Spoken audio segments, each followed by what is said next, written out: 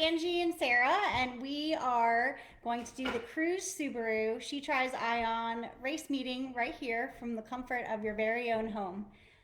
All right, so to get started, the event is sponsored by Cruise Subaru and the also presented by the Preston Moore Group and Harris Teeter. So we thank them very much for our sponsorship, and we can't wait to see all of you out there at the race. Hi, everybody. So this year we have a lot of amazing sponsors, probably the largest number we've had in a while. And we're gonna have a lot of fun in our sponsor zone. So be sure to look at them up and check them out on Packet Pickup Day. And as you finish your event, we'll have a car there from Cruise Subaru that you can check out. The finisher necklaces will again be by Elu Cook Designs. We have MCs from ABC Channel 4. We have Alyssa Holmes and we have DJ Shane, who's been with us for a while now. You guys all know him. You'll have bike support from Trek, hair braiding before the event by Blue Sky. So many amazing things. A recovery zone from Corrective Chiropractic. You don't want to miss. Check it all out. And Angie's going to talk about some of the benefits of going and seeing all those sponsors later. This year we have different options for athletes. We have a virtual try for those who can't make it in person. If you are already signed up, we are hoping to get your packets mailed out by tomorrow. We're still waiting on a couple of items for your bags. You should get them very soon, and you should have received an email from me on how to submit your time once you've done your virtual. We have in-person triathlon and duathlon options, as well as relays this year. And we have quite a few relay teams, so pretty excited to see everyone taking part in the best way for them. On Friday, we have packet pickup from 3 to 6 p.m. at the Ion Club in the parking lot there. Again, you'll see some of the sponsors that will be there on Friday and Saturday. And one of those is a fairy hair tinsel station that's being sponsored by Kingston Coventry. And you can't see it in this video, but I have some from them. And it's so fun. All of the participants will get some free fairy hair, and then you have the option to upgrade if you would like. So come with some money. Also, one of our sponsors, Coer, will be on site selling some of their gear and supporting athletes that they supported this year. Truck will be there to check your bikes out, so if you want to bring them to Packet Pickup, you can. And also check out this She Tries merch tent. We have some new things that we'll be teasing on social media about later on this week, and we think you're going to love them. You can pick up other people's packets, but ideally you're picking up yours with your ID, and if you need to pick up someone else's, you need a picture of their ID. And you may also pick up for a minor. A family member can pick up for another family member, but we just need copies of your IDs or photos of the IDs in order to provide the packets. So on Saturday, our transition area where you're going to put your bike and all of your equipment is going to open at 5:30. You do not have to get there at 5:30, but you can get there as early as 5:30. You're going to park at Oak Quinn, which is on Shellmore Boulevard, and it's a quick walk from there to the transition zone. You may be dropped off at the Ion Club, but we recommend just going to park and walking from there because the traffic gets pretty congested. There will be packet pickup, body marking, and chip pickup will be at 5:45. You'll get a chip. Everyone who is participating will get a chip. If you're on a relay, just the swimmer needs the chip first, but everyone should get body marked on the relay team. At 7, you can warm up in the adult pool at the Ion Club. So the large pool where the race will take place will not be open for swimming, but you can use that adult pool to just get a couple of strokes in and get acclimated to the water. We're going to start lining you guys up around 7:05, and you will line up according to your pace. And I think Angie will go into detail about that. And we'll have some opening remarks before we get started at 7:30 sharp. The duathletes can be around the pool for the start, and then we will have you move to the finish line area where your run will start for the duathlon. So once the triathlon starts, you need to walk over to that finish line area. We anticipate having the last cyclist off the course and starting the run possibly about 9:30. It's always an estimate, just depending on participants' time. And the transition should be able to open back up around then for participants only to go in and remove their gear if you'd like. And then once the final finisher has crossed the finish line, we'll start awards, and hopefully everyone is sticking around and enjoying the fun that it is to be had there with mimosas from Savvy Cucina, and Island Beer is also providing some refreshments. We have a lot of fun things to eat, drink, and buy there. If you are coming in from out of town, Nancy, there are locker rooms that I believe will be open for changing.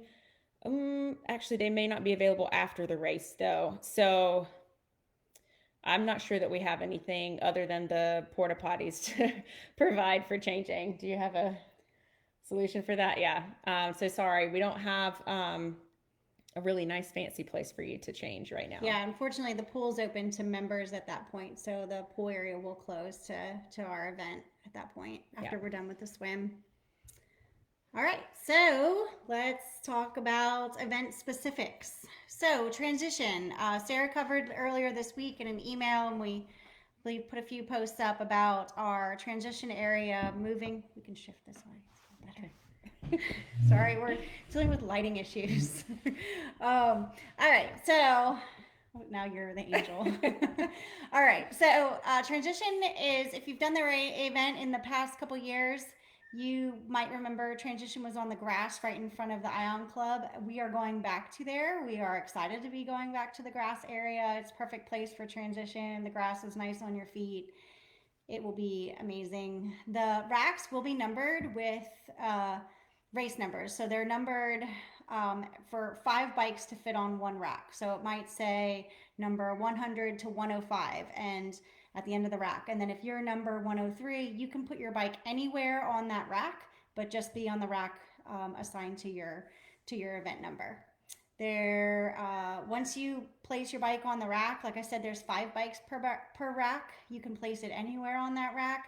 The rule of thumb is to kind of be alternating on opposite sides so that you have enough room for all of your great gear that you're going to put into transition.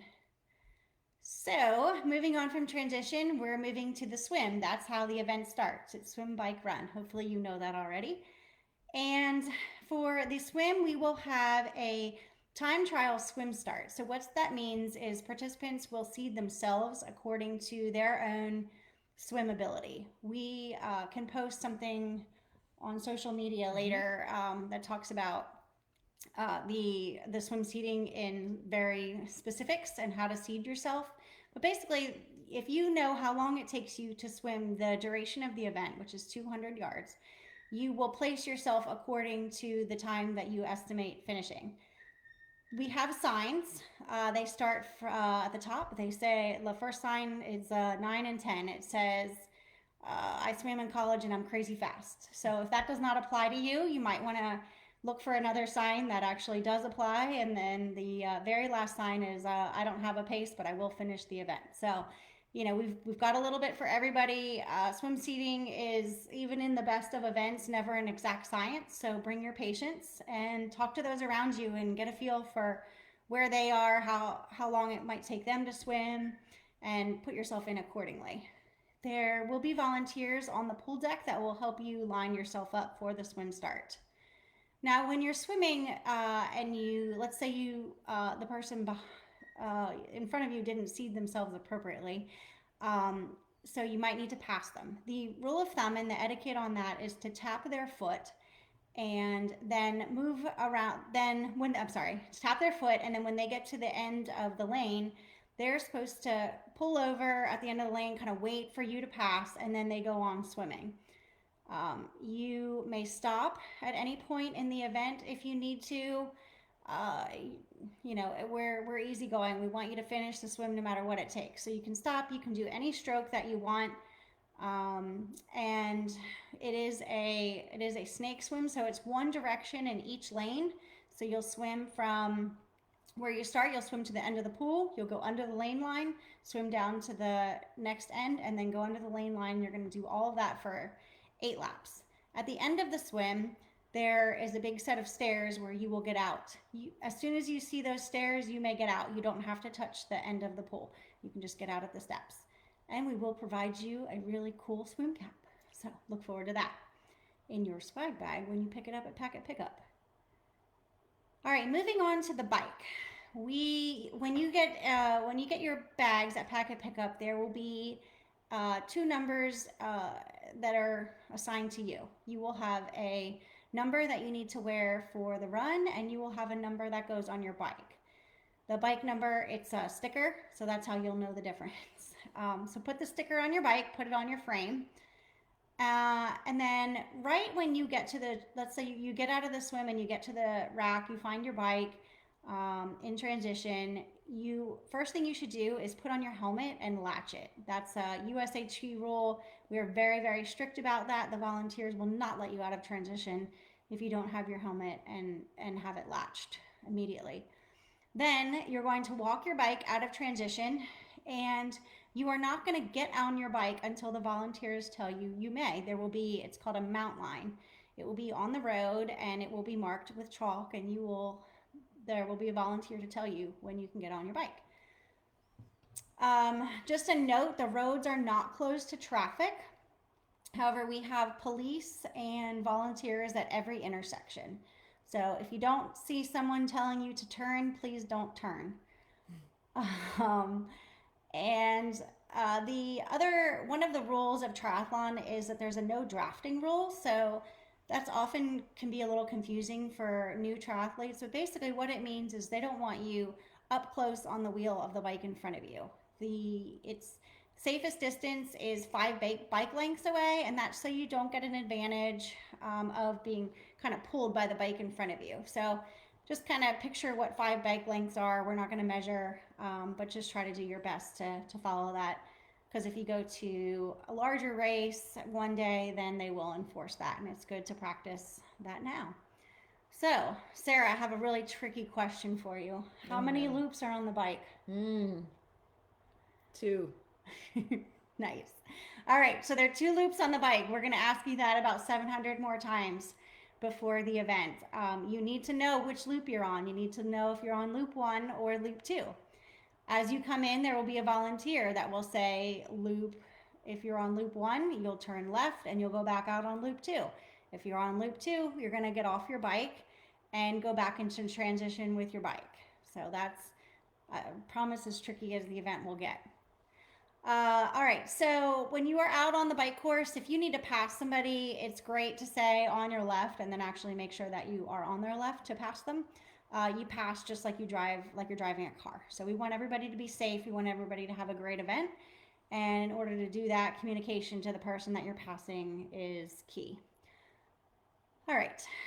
Another thing that I just want to bring up is when you're in that loop area, there's a whole little, basically a square. As you get back to the club, that's the loop area. And you definitely do not, that is not the place to pass people. You want to slow way, way, way down. You do not want to come in there fast because it's 4 turns very quickly.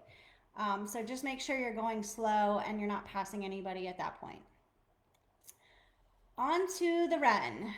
You take your bike back into transition and you're going to take your helmet off, hopefully. If not, we'll have a volunteer that'll tell you that you forgot your helmet, and that's always kind of funny for us, and probably not for you. But you're going to pick up your race belt, which has pick up something that has your race number on, a shirt or whatever it's safety pin to, or you can get a race belt at the She Tries tent or at Blue Sky ahead of the event. And then you're gonna run or walk or however you want to get through the 2 miles. The biggest thing to remember is that there are no headphones allowed. There are no headphones allowed on any part of the course. That is a very strict USAT rule. We will enforce that, and we will disqualify you if we see you with headphones. Headphones and the helmets are about the things we're most concerned about because those are big safety issues. All right, so that leads up the run. You're going to finish on Mathis Ferry. You're going to come down to the finish chute, and then you're going to celebrate like it's your birthday. Woo-hoo! All right, so just a few other little details. If you are bringing friends and spectators, we absolutely love them. We want them to come. We want them to cheer you on. We want them to celebrate with you as you're on the course and finishing. We do not want them in the pool area. There's plenty of space. They can kind of line up and kind of see from afar on the pool area. And then another great spot is on Ponsbury Road or the road that goes through the square in Ion. That's a great place because they can see you come back and forth on the bike a few times. Oh, yes, Nancy, that's a great question. There are 2 water stops on the run. There's one within the first quarter, half mile, and then there's one at the turnaround. It's actually a water stop, is the turnaround. And bathrooms. That's an important thing, especially in the morning before the event. There are a few bathrooms down by the pool, and there's also a few porta potties that are sponsored by CK Contracting, and they will be right outside, kind of just off from the finish area. We try to make those a little discreet, but they will be there, and you're welcome to use those all day. Like I said earlier, the bathrooms will close by the pool once we're out of the pool area. And in your swag bag, you will receive a passport. You want to talk about passports? Sure. Okay. So your passport is a card, and you'll take it around the sponsor zone area. It will have logos and names of all of the sponsors who will be on site. And your job is to get them to sign by their logo. So you need to stop by and say hi and have very meaningful conversation with those sponsors and hopefully like get to know them a bit better. We're so grateful for all of them. They make our events fun and possible. And so you'll do that, and you'll make sure to put your name on it. And then that passport will act as a raffle card, a raffle ticket of sorts, and it will go into a box that will likely be at the She Tries tent.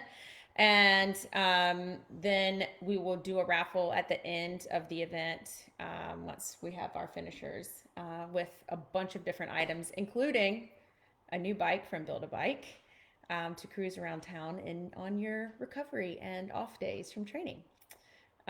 So lots of fun things from several of our sponsors. You definitely want to get that passport, and it will be handed out at And there's some sponsors that are there Friday that aren't there Saturday, so you're going to want to make sure that you're able to get the ones that are there on Friday. Yeah. To sign it. Is that me? Yep.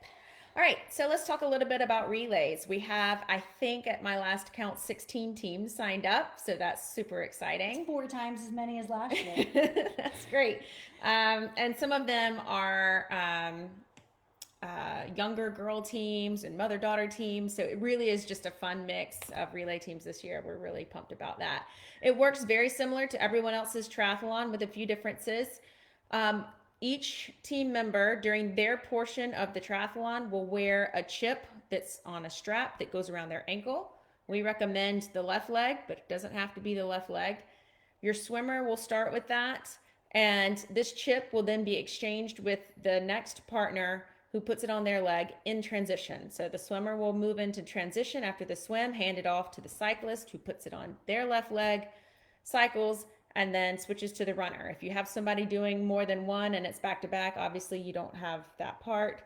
But each time that leg of the race is being done, so that person needs to be wearing the chip strap. Only the participant who is about to do the next leg of the triathlon needs to be in transition. We can't have the whole team hanging out in transition. So just that one person about the time they believe their partner is going to come into transition. So if the swim participant will start first and will start at the pool, obviously does not need to be in transition waiting, but the cyclist should just go ahead and start in transition and wait on the swimmer to come in. The run participant Oh, did not read that. Okay. The bib only needs to be worn by the person doing the run portion of the triathlon. And they will still need to wear the chip strap as well. Once you've given your chip to your partner, you should leave transition. And just make sure you communicate and everybody knows exactly where the transition spot is. Awesome. Okay, so on the duathlon, we have a few ladies participating in duathlon. The order of that is run, bike, run. The first run is 1 mile, and then the second run is the full 2 mile She Tries run. You will start just after the triathlon begins. We'll walk from the pool to the finish, which is where the run start is for you for your first run. The other race director from Go Race, Johnny, will walk with you to that finish line start. And on your return, when you come back from that first run, you will run towards transition where you see, I believe there will be an arch that says like run start or something along those lines. You'll actually run in through that gate and the volunteers will direct you there. And then you'll get on your bike, start your bike just like everyone else, and then do your final run just like everyone else. So that it's just that first run that's a little bit different. And that's all we have on the duathlon.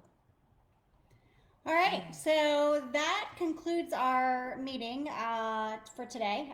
If you have any further questions, please, put them in the chat or just send us a message. We're doing the best we can to get to all the messages and all the emails as we can, between loading trucks and stuffing swag bags and having some fun. So we look forward to everybody being there on Saturday.